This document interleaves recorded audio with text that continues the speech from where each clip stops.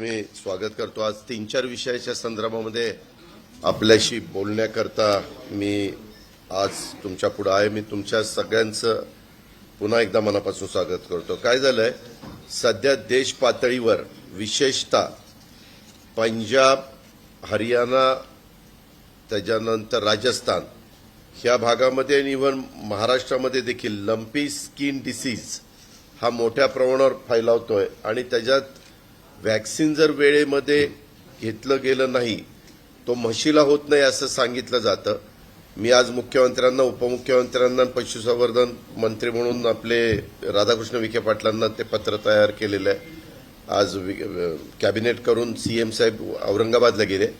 पण शेतकऱ्यांच्या दुग्ध व्यवसायावर अतिशय मोठा परिणाम करणारा अशा प्रकारचा हा लंपी आजार, हा स्किन डिसीज आलेला आहे आणि ह्याच्यात वॅक्सिन जर नाही केलं तर तो फार मोठ्या प्रमाणावर फोफावतोय। राजस्थानमध्ये फार मोठ्या प्रमाणावर काही हजार जनावरं तिथं मृत्युमुखी पडली। पंजाबमध्ये आणि हरियाणामध्ये ते प्रमाण कमी आहे, परंतु आपल्या महाराष्ट्रामध्ये ठराविक जिल्ह्यामध्ये तशा प्रकारच्या आजार गायींना झालेले पाहायला मिळालेला आहे। माझं राधाकृष्ण विखे पाटलांशी काल बोलणं झालं। काल मी ही गोष्ट पवार साहेबांच्याही लक्षात आणून दिली, कारण ते कृषी मंत्री असताना देश पातळीवरचं पशुसंवर्धन खातं ते त्यांच्या अंडर त्या ठिकाणी होतं। त्याच्यावर त्यांनी संबंधित खात्याच्या देश पातळीवरच्या मंत्री महोदयांनाही फोन लावला होता आणि सचिव महोदयांनाही फोन लावला होता। त्या दोघांचं काय नंतर बोलणं झालं मला माहित नव्हतं, कारण मी असेपर्यंत फोन लागला नव्हता।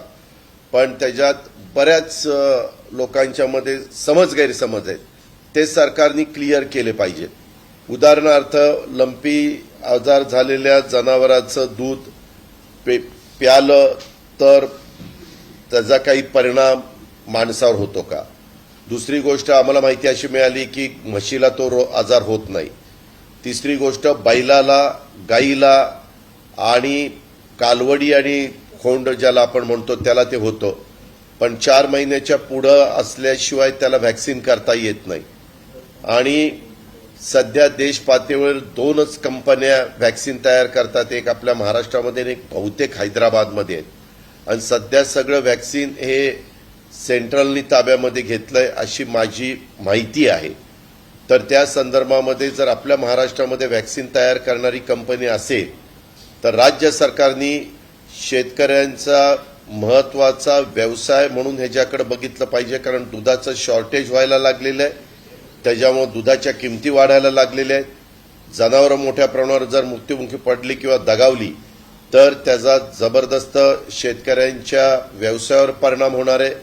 आज फार छोटा शेतकरी, दुग्ध उत्पादक शेतकऱ्याच्या हातामध्ये हा व्यवसाय त्या ठिकाणी गेलेला आहे आणि त्याच्यामुळं भारतात खरं तर ह्या रोगाची पहिली नोंद ऑगस्ट 2019ला ओरिसा राज्यामध्ये झाली आणि महाराष्ट्रामध्ये या आजाराचा प्रसार मार्च 2020 साली गडचिरोली जिल्ह्यात सिरोंचा येथे थोडासा पाहायला मिळाला।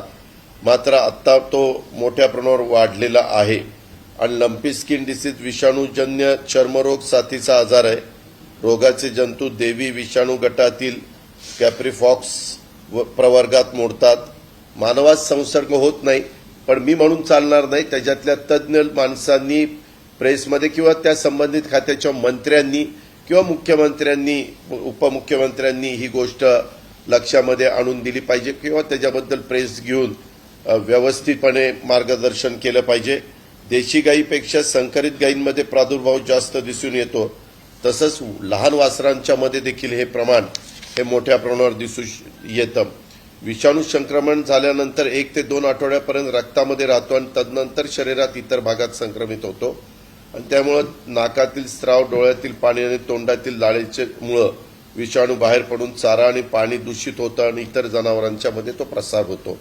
अशा पद्धतीनं त्याची लक्षणं म्हणजे त्या जनावरांच्या शरीरावर ठळकपणे गाठी दिसतात, त्यांना ताप येतो, डोळ्यातून नाकातून पाणी, चिकट स्राव वाहतो आणि पायावर सूज येऊन जखमा होतात, जनावरं लंगडतात। आता काय होणार आहे, 16 तारखेला मुख्यमंत्री महोदयांनी शुगर फॅक्टरी कधी सुरू करायचं ते मुख्यमंत्र्यांच्या अध्यक्षतेखाली एक समिती असते, त्याच्याबद्दलची बैठक बोलवली। कदाचित 1 ऑक्टोबरपासून साखर कारखाने सुरू होतील।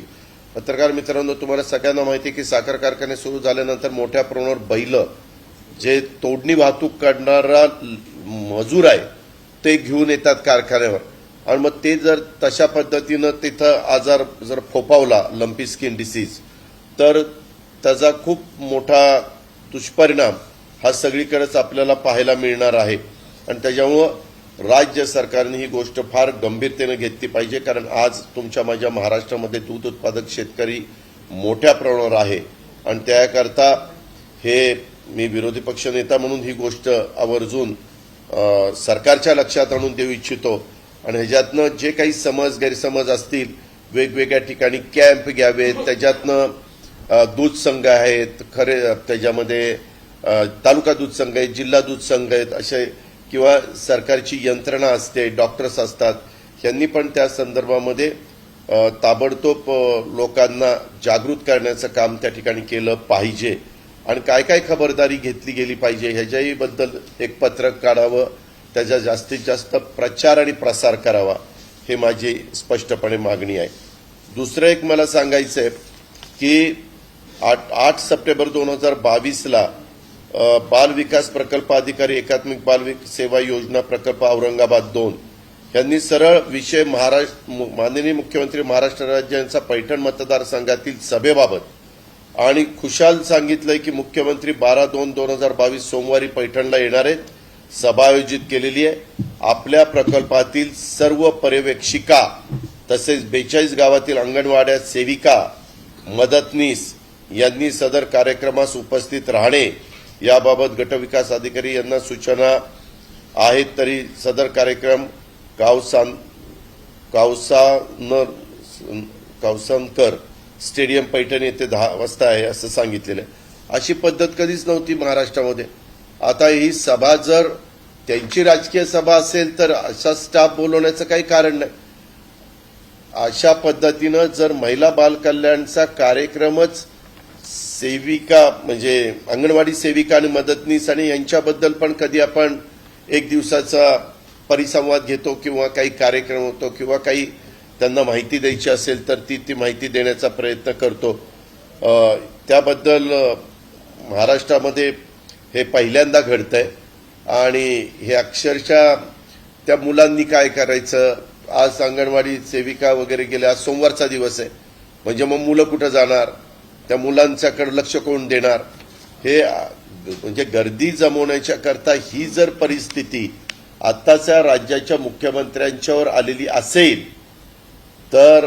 महाराष्ट्राचं दुर्दैव आहे हे फार गंभीरतेनं सरकारने घेतलं पाहिजे नक्की काय घडलंय आता ते कदाचित सांगतील आमच्या परस्परच कुणीतरी आदेश काढले आम्ही पण सरकारमध्ये काम केलेली माणसं आहोत असं परस्पर अधिकारी आदेश त्या ठिकाणी काढू शकत नाही आणि लेखी आदेश काढलेले आपण पाहतोय मगाशी मला लंपीच्या बाबतीत एक सांगायचं होतं की हा आजार विम्यामध्ये कव्हर झाला नसल्याने त्याला इन्शुरन्सची मदत होत नसल्याचं समजतंय त्याच्यावर शासनाने विमा कंपन्यांशी बोलून अशा प्रकारच्या आजाराचा अंतर्भाव त्याच्यामध्ये करावा विमा कंपन्यांच्या मध्ये आणि जोपर्यंत विमा कंपन्यांच्या मध्ये तो अंतर्भाव होऊ शकत नाही तोपर्यंत जर दगावलं जनावर तर मग शासनाने त्याच्यामध्ये मदत केली पाहिजे अशी पण आमची मागणी आहे नाहीतर तो शेतकरी शेवटी काय करणार बऱ्याचशा ठिकाणी 1-2 गायी त्याच्या दारात असतात आणि त्याच्यातनं तो त्याचं स्वतःचं उपजीविका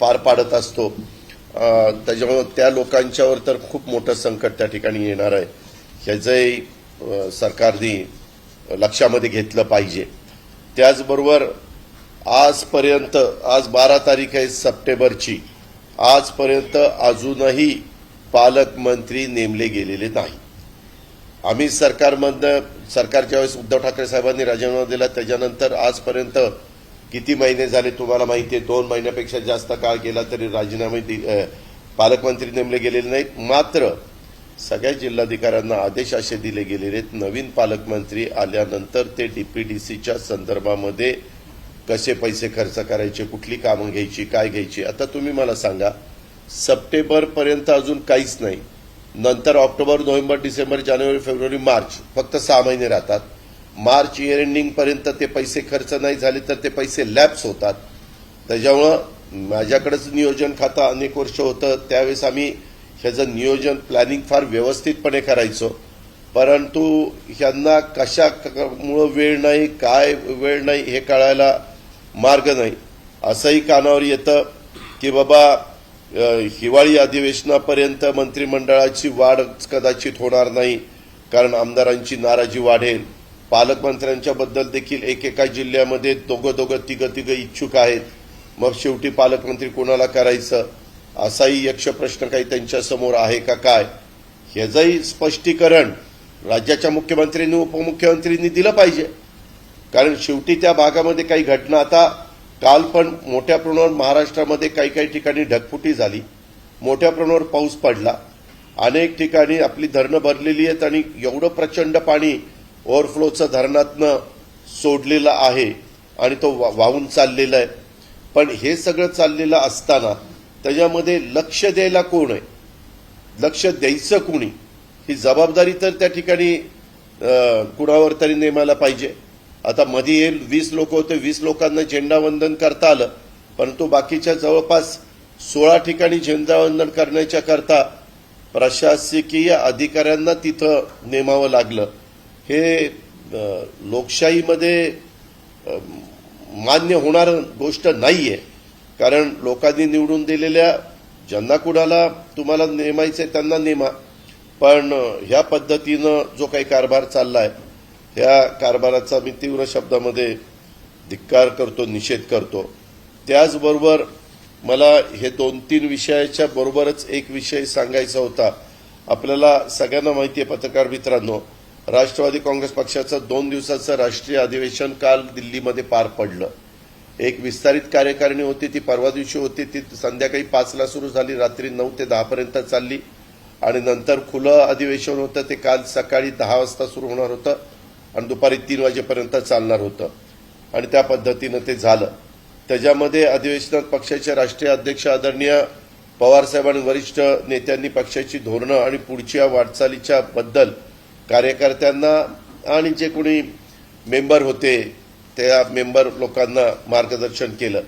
आता ह्याच्यामध्ये महाराष्ट्र राज्याचे प्रांताध्यक्ष या नात्याने सन्माननीय जयंत पाटील साहेबांनी राज्याची भूमिका मांडली आणि राष्ट्रीय अधिवेशनामध्ये राष्ट्रीय नेते आणि प्रांताध्यक्ष बोलणं अपेक्षित असतं, त्यामुळं मी तिथं बोलणं टाळलं. परंतु माध्यमांनी नेहमीप्रमाणे वेगळा अर्थ काढला. वास्तविक मला तिथं कोणी बोलू नका असंही सांगितलेलं नव्हतं. मीच माझी भूमिका त्या ठिकाणी घेतली आणि मी एकटाच बोललो नाही असं नाही. तसं बघितलं तर सुनील तटकरे पण वेळेअभावी बोलू शकले नाही. त्याचबरोबर वंदना चव्हाण ताईंचं नाव होतं, त्या पण वेळेअभावी बोलू शकले नाही. अजून काही 2-3 नावं 3-4 नावं वेगवेगळ्या राज्याचे प्रतिनिधी म्हणून तिथं आलेले होते, त्यांच्या संदर्भातली होती, तेही संबंधित त्या ठिकाणी बोलू शकले नाही, वेळेच्यामुळं बोलू शकले नाही. आणि बाकीचे सगळं व्यवस्थितपणे मी नंतर तिथं मराठी मीडियाशी चर्चा केली, त्यांना साधारण काय झालं ते सांगितलं. पण कारण नसताना मी मध्ये थोडासा बाहेर वॉशरूमला गेलो तरी अजित पवार बाहेर गेले. अरे मी बाहेर जायचं नाही काय वॉशरूमला, काही मला कळतच नाही. म्हणजे हा जो काही प्रकार चाललेला आहे, जरूर प्रत्येकाला आपली आपली भूमिका मांडण्याचा अधिकार आहे. वस्तुस्थिती आधारित बातम्या देण्याच्या करताची जबाबदारी आपल्या सर्व मान्यवरांच्यावर आहे, आपल्या सर्व चॅनलवर आहे. आणि त्यामुळं मी राज्यात गेल्यानंतर माध्यमांच्या समोर बोलीन. मी कालही त्यांना सांगितलं की मी सहसा, तुम्हालाही माहिती आहे की मी 91ला खासदार झालो, तेव्हापासून 31 वर्ष झाली. त्या 31 वर्षात सहसा मी राष्ट्रीय पातळीवर जातो, उपस्थित राहतो. मी कधी तिथं मार्गदर्शन करत नाही.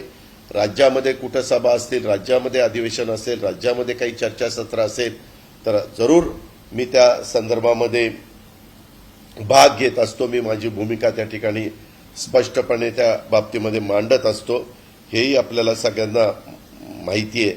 आणि त्याच्यामुळं तुमचे गैरसमज दूर करून राज्यासमोरचे सध्याचे प्रश्न आणि राज्य सरकारची चुकीची धोरणं मांडण्याच्या करताची खरी ही पत्रकार परिषद आहे. त्याच्यातलं महत्वाचं कारण म्हणजे लंपी हा जो काही आजार आहे तो प्रचंड मोठ्या प्रमाणावर पसरतोय आणि जास्तीत जास्त राज्यातल्या बैलांना आणि गायींना आणि 4 महिन्याच्या पुढचे वासरं आणि खोंड यांना लसीकरण झालं पाहिजे.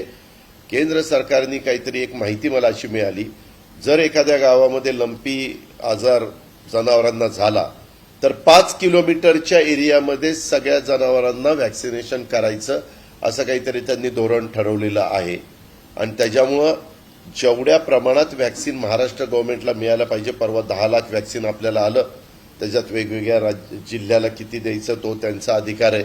जसं कोरोनाच्या काळामध्ये आम्ही व्हॅक्सिन आल्यानंतर त्या प्रमाणामध्ये सगळीकडे पाठवायचो तशा पद्धतीनं पाठवलंय, परंतु ते व्हॅक्सिन फार कमी आहे. माझं तर स्पष्ट सरकारला सांगणं आहे की 2च जर व्हॅक्सिन तयार करणाऱ्या कंपन्या असतील तर परदेशातनं व्हॅक्सिन मागवा, पण त्या माझ्या शेतकऱ्याचं जनावर जगलं पाहिजे, ते ह्या लंपी आजारातनं बाहेर पडलं पाहिजे किंवा ते कुठल्याही परिस्थितीमध्ये त्यांना लंपी आजाराचा प्रादुर्भाव होता कामा नये, ही पण जबाबदारी त्या ठिकाणी सरकारने घेतली पाहिजे. तसंच काल राष्ट्रवादी काँग्रेस पक्षाच्या राष्ट्रीय कार्यकारिणीत केंद्र आणि राज्यातल्या सरकारच्या शेतकरी, कष्टकरी, मागास, आदिवासी, अल्पसंख्याक, ओबीसीच्या अन्यायकारक धोरणांच्या विरुद्ध संघर्ष करण्याचा निर्णय घेण्यात आला. राज्यातील विरोधी पक्षनेता म्हणून विद्यमान राज्य सरकारच्या चुकीच्या धोरणाविरुद्ध संपूर्ण विरोधी पक्ष आणि राष्ट्रवादी काँग्रेस पक्ष एकजुटीनं लढा देईल असाही विश्वास मी तुमच्या माध्यमातून राज्यातील जनतेला त्या ठिकाणी देतो. राज्याच्या समोर पत्रकार मित्रांनो अनेक गंभीर प्रश्न आहेत. गणेशोत्सवाच्या काळात राज्यामध्ये शिवसेना शिंदे गटात राजकीय कार्यकर्त्यांच्यामध्ये ठिकठिकाणी संघर्ष झाला. तुम्ही बघा, अधिवेशन संपल्यापासून कालपर्यंत खुशाल कुणी आमदार रिव्हॉल्वर काढतंय, आवाज करते, कधीच असं नव्हतं. काय बिहार युपीमध्ये आपण ऐकतो, मी बिहार आणि युपी राज्याची बदनामी करू इच्छित नाही, नाहीतर पुन्हा तिथं माझा निषेध व्हायचा, पण त्या संदर्भामध्ये आपल्याला काही गोष्टी कानावर येतात आणि मग आपण त्याबद्दलची नोंद घेत असतो. आपला महाराष्ट्र सुसंस्कृत आहे आपण नेहमी सांगतो, आणि खुशाल सत्ताधारी पक्षाचे आमदार जर रिव्हॉल्वर काढून वर गोळीबार करायला लागले तर मग कायदा आणि सुव्यवस्था वर कुणाचं लक्ष आहे? गृहमंत्री काय करतात, मुख्यमंत्री काय करतात, ते उपमुख्यमंत्री त्या ठिकाणी काय करतात, आणि त्या संदर्भामध्ये पोलिसांनी काय भूमिका घ्यायची? उद्याच्याला सत्ताधारी पक्षाचे आमदार जर ह्या पद्धतीनं वागायला लागले तर.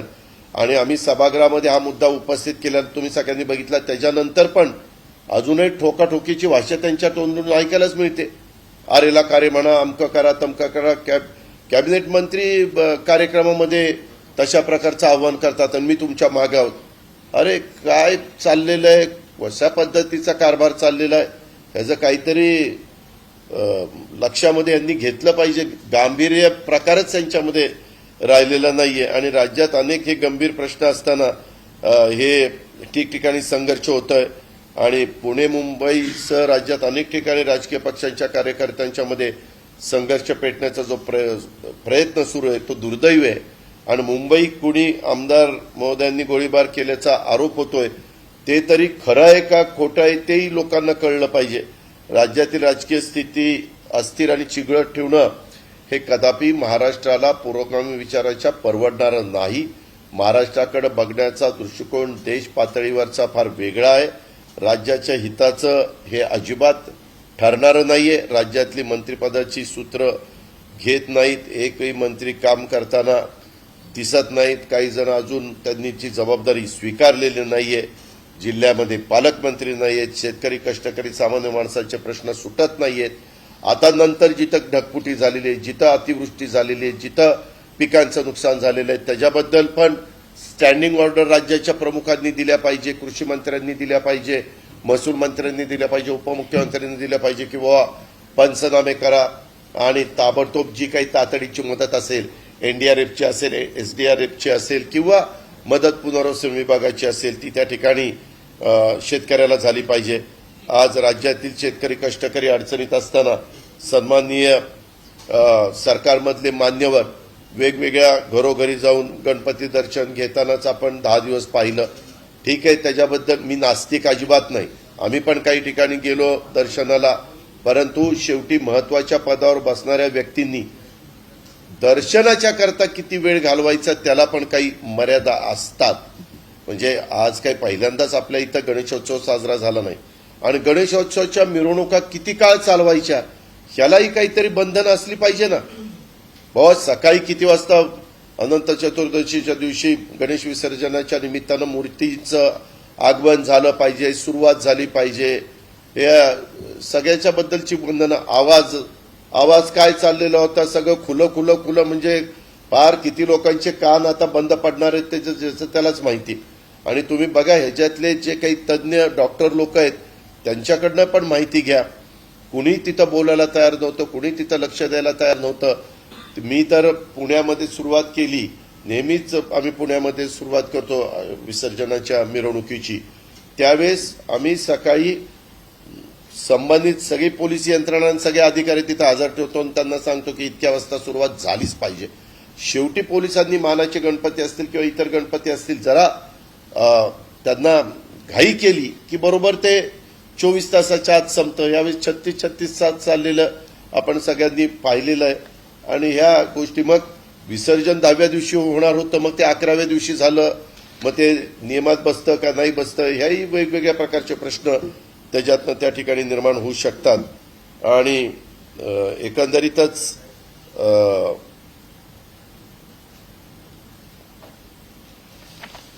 अशा प्रकारची साधारण त्या ठिकाणची परिस्थिती आहे. लंपीचे ज्या शेतकऱ्यांनी गायी दगावल्या त्या ठिकाणी कर्जाची सक्तीची वसुली करू नये, नुकसान भरपाई तिथं ताबडतोब त्या ठिकाणी द्यावी. आदिवासी विकास विभागाच्या कामांना सुद्धा स्थगिती दिलेली आहे, त्याबाबत देखील सुद्धा निर्णय होत नाही. वास्तविक सभागृहामध्ये मुख्यमंत्र्यांनी उपमुख्यमंत्र्यांनी सांगितलेलं होतं की आम्ही थोडासा आढावा घेतो आणि त्या स्थगिती त्या ठिकाणी उठवतो. आदिवासी विकास विभागात केंद्र पुरस्कृत योजना असतात, त्यामुळे केंद्राचा हिस्सा मिळण्यास सुद्धा अडचणी येतील. त्यामुळे या कामाची स्थगिती उठवली पाहिजे. कारण तुम्हाला माहिती आहे काही रेशो 50-50 असतो, काही 75-25 असतो, काही 60-40 असतो, अशा पद्धतीचा रेशो असतो. आणि त्याच्यातनं विशेषतः सामाजिक न्याय विभागाला आणि आदिवासी विभागाला मोठ्या प्रमाणावर निधी हा केंद्र सरकारचा मिळत असतो. मॅचिंग ग्रँट ज्याला आपण म्हणतो ती, आणि कृषी विभागाला पण मिळत असते, शिक्षण विभागाला पण मिळत असते. आता त्या गोष्टीला पण सरकार म्हणून मुख्यमंत्र्यांनी उपमुख्यमंत्र्यांनी लक्ष त्या ठिकाणी दिलं पाहिजे. आता तर नवीनच काढलंय, पितृपक्ष असल्यामुळे बऱ्याच मंत्र्यांनी कार्यभारच स्वीकारलेला नाही असं कळतं. बरेच मंत्री अद्याप आपल्या मंत्रालयाच्या कार्यालयातच गेले नाही.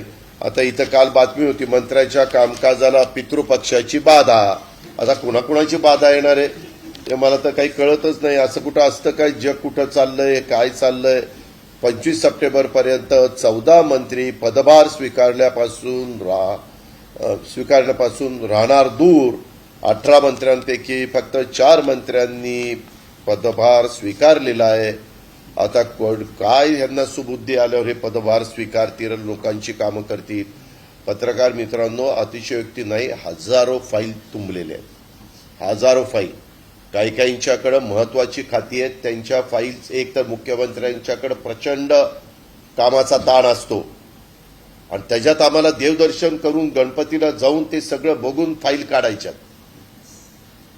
त्याच्यात हे असे मेळावे कुठं कुठं घ्यायचे आणि ती गर्दी होत नाही म्हणून तिथं अंगणवाडी सेविका, अंगणवाडी मदतनीस, पर्यवेक्षिका यांना सगळ्यांना गोळा करायचा. अरे काय चाललंय ते बाबा मला माहित नाही, मला कुणी द्यायला आलं नव्हतं त्याच्यामुळे.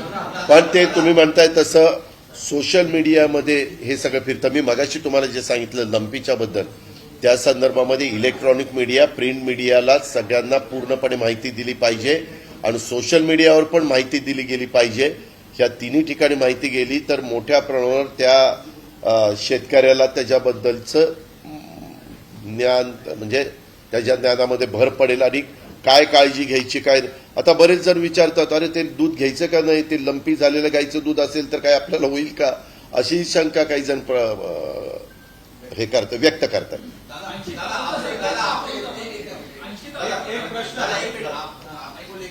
नाही अद्याप मराठीच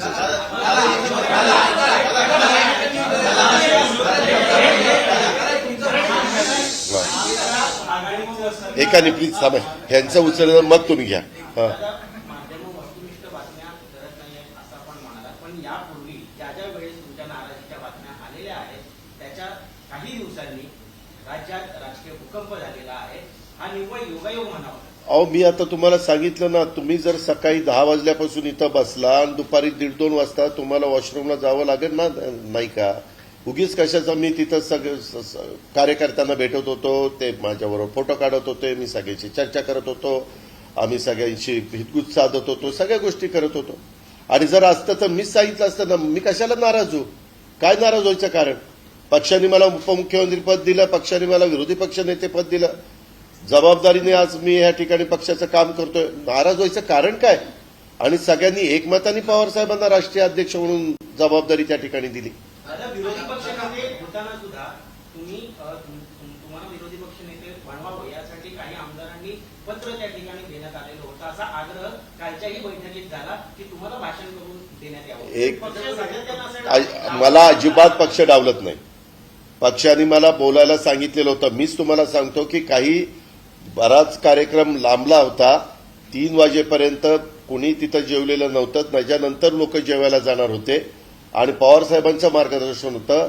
राष्ट्रीय अध्यक्ष राष्ट्रीय अधिवेशन ज्यावेळेस असतं त्यावेळेस त्यांच्या भाषणाने समारोप होत असतो. त्याच्यामुळे आम्ही सगळेजण साहेब एकतर त्यांचं पहिलं अध्यक्षीय भाषण त्यांनी छापूनच दिलेलं होतं, ते सगळ्यांनी आम्ही वाचलं, परंतु नंतरचं भाषण ते शेवटचं त्यांचं होतं. त्याच्यामुळं आम्ही सगळे त्या भाषणाच्या आतुरतेने वाट बघत होतो. आणि तसं आपण कुणी काळजी करण्याचं काही कारण नाही. मला रुसायचं आणि फुगायचं कारणच नाही ना बाबा.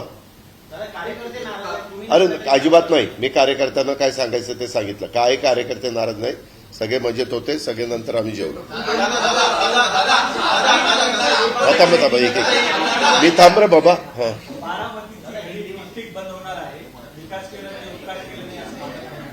होऊ दे.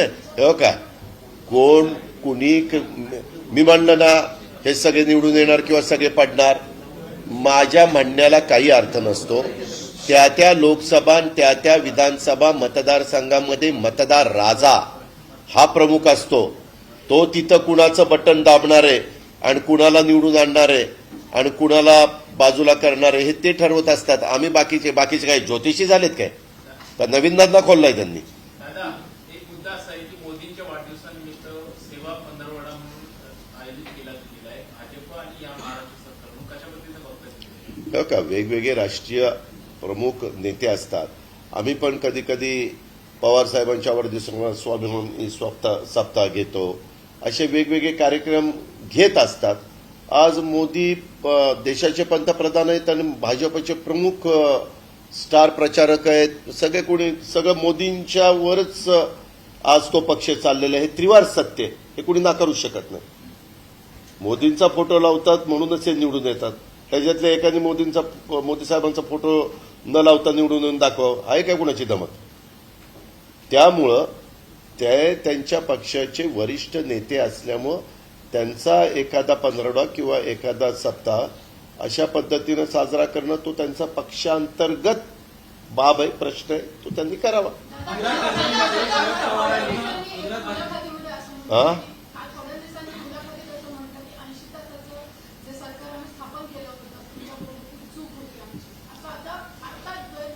ठीक आहे. आता इतक्या उशिरा त्यांना ती चूक उमगली, तर त्याच वेळेस उमगली असती तर बरं झालं असतं. गुजरात रॅलीमध्ये शरद पवारांनी अमित शहा यांना वाचवलं होतं आणि तेच अमित शहा आज महाराष्ट्र सरकार पाडून टाकले. काय म्हणताय? कोण म्हणलं वाचवलं होतं? कोणी सांगितलं वाचवलं होतं? शरद पवारांनी गुजरात रॅलीमध्ये जेव्हा युपीचं सरकार होतं तेव्हा अमित शहा यांचा बचाव केला असं सामन्यामध्ये लिहिण्यात आलं. हो का, कुठल्या तरी एखाद्या वृत्तपत्राला कोट करून तुम्ही हे पवारसाहेब म्हणाले का? पवारसाहेब म्हणाले असतील तर गोष्ट वेगळी. आता तुम्ही कोणतरी म्हणण्यापेक्षा तोही पेपर शिवसेनेचा मुखपत्र आहे, महत्वाचा पेपर आहे, त्याबद्दल दुमत नाही. पण अशाला मला ह्याच्याबद्दलची काही माहिती नाही, कारण त्याच्यातनं खूप काही पाणी वाहून गेलेलं आहे. जे मला माहिती असतं त्याचं उत्तर मी देऊ शकतो, जे मला माहिती नसतं त्याच्याबद्दल मी काही बोलू इच्छित नाही.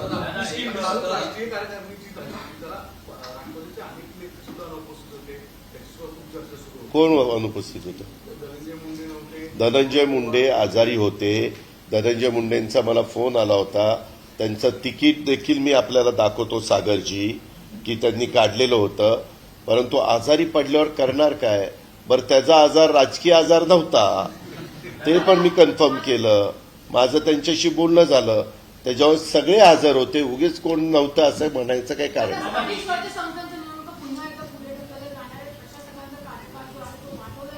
हा पूर्णपणे सरकारच्या हातातला प्रश्न आहे. खरं तर निवडणुका लागल्या पाहिजे.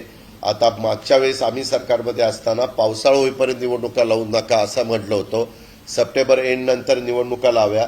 जसं हजारो ग्रामपंचायतीच्या निवडणुका महाराष्ट्राच्या निवडणूक आयोगाने जाहीर केलेल्या आहेत, तशा पद्धतीने आता स्थानिक स्वराज्य संस्थांच्या नगरपालिका, महानगरपालिका, पंचायत समिती, नगरपंचायत ह्या सगळ्या निवडणुका आता लावाव्यात असं आमची मागणी आहे.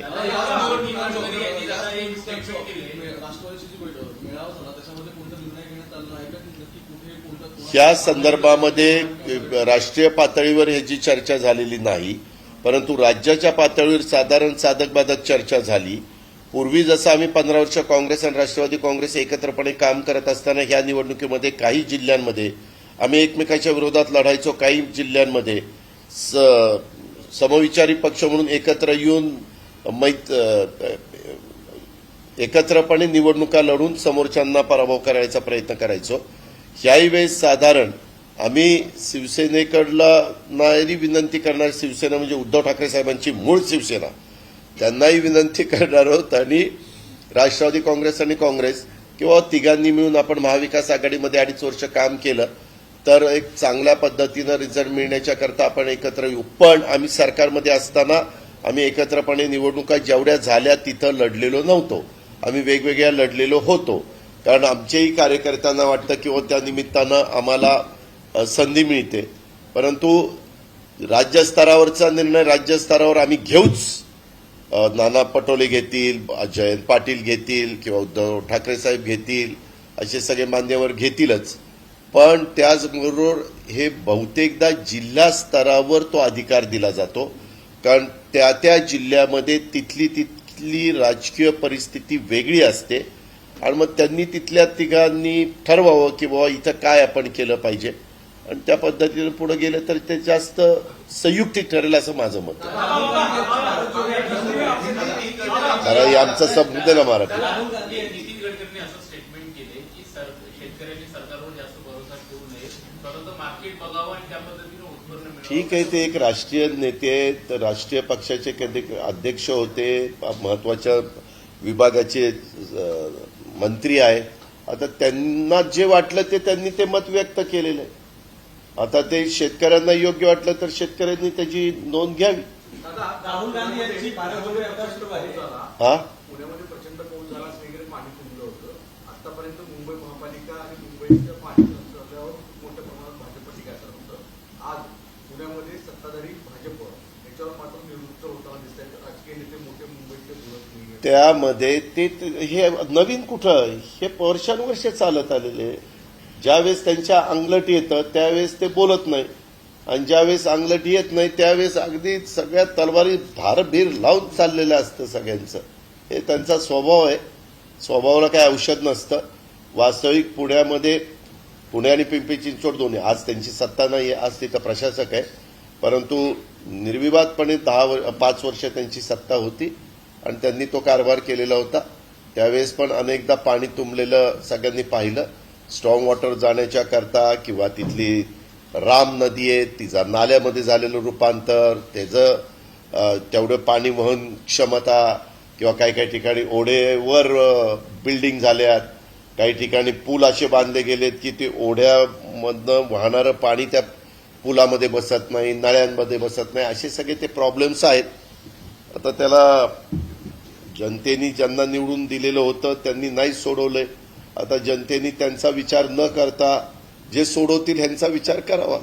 राहुल गांधी यांची भारत जोडो यात्रा सुरू आहे. आपले मित्र पक्ष आहे. असं वाटतं की आगामी लोकसभा 2024साठी एक परिवर्तनाची चाहूल आहे, जेणेकरून हो का, तो राष्ट्रीय पक्ष आहे, त्यांनी त्यांच्या पद्धतीनं त्यांची यात्रा सुरू केलेली आहे.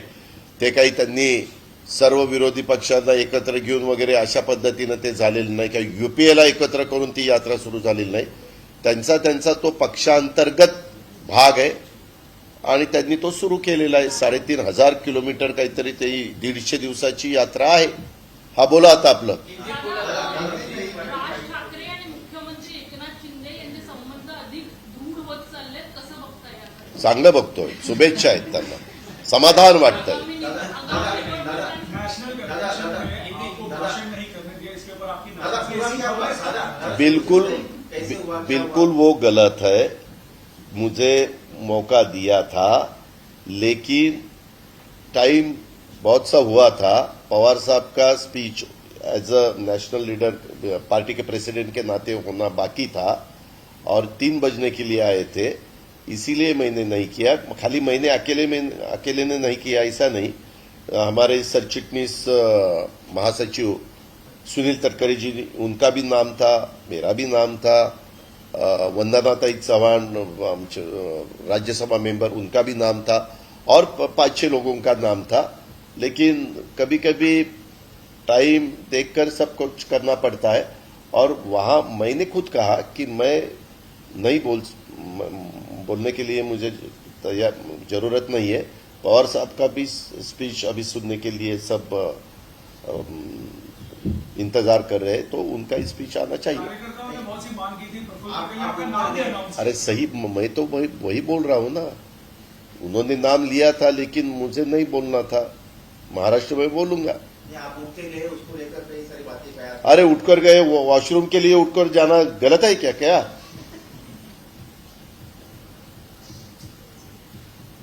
तो कोई नाराजगी नहीं किसी को? बिल्कुल नाराज नहीं. स्टैम्प पेपर पे लिख कर दो, मैं नाराज नहीं हूं. असं म्हणतात की विरोधी पक्षनेत्यापदी जेव्हा आपली निवडणूक आली होती, त्यावेळेस त्यांचा विरोध होता की त्यांनी जयंत पाटलांनी विरोधी पक्षनेता करावा, अशामुळे किती नाराजी आहे असं बोललं जातं.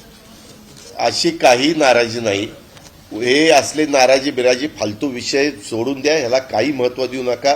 ह्याच्यात दुरान्वय देखील काही संबंध नाही, अर्थ नाही, काही त्याच्यामध्ये नकाबर देखील तथ्य नाहीये.